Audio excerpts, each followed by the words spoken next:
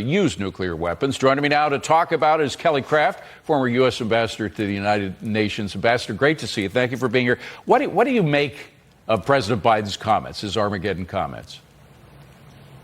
Well, I think if you're as afraid as we all should be to make such a comment, a serious comment, during cocktails and hors d'oeuvres in Manhattan, I think that shows a bit of fear that Biden is placing, and Putin is watching this fear.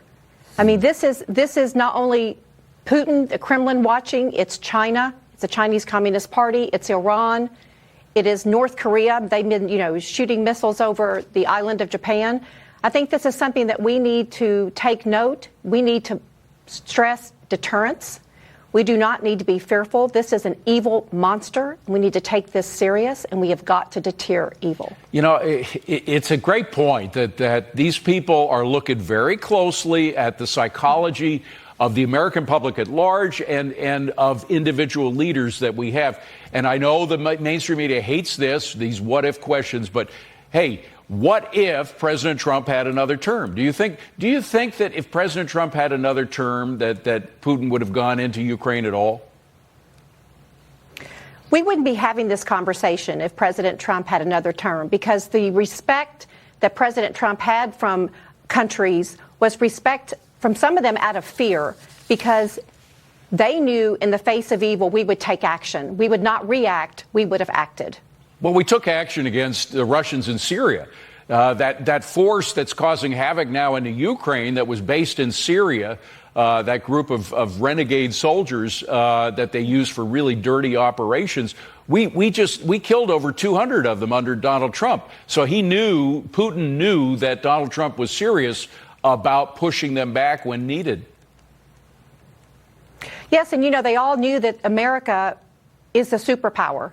And now my biggest fear is, there is not a body double that's waiting for us. There's no one to take our place except for Iran, Russia, China, the nations that once feared Donald Trump. We would never be in this situation. And, more the reason that Ukraine has the right to defend themselves.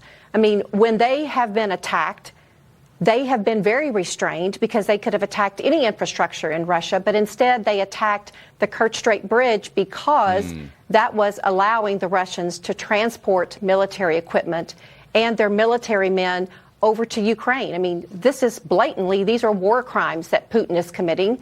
I mean, his response was shooting at Ukraine civilians. This is yet another example of war crimes by Putin, another example of evil.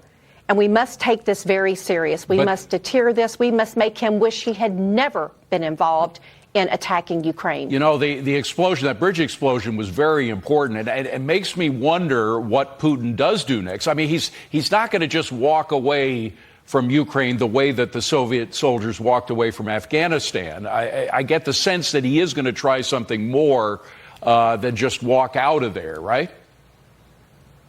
Well, I believe that he was listening. He was listening at this statement. He was listening to the venue.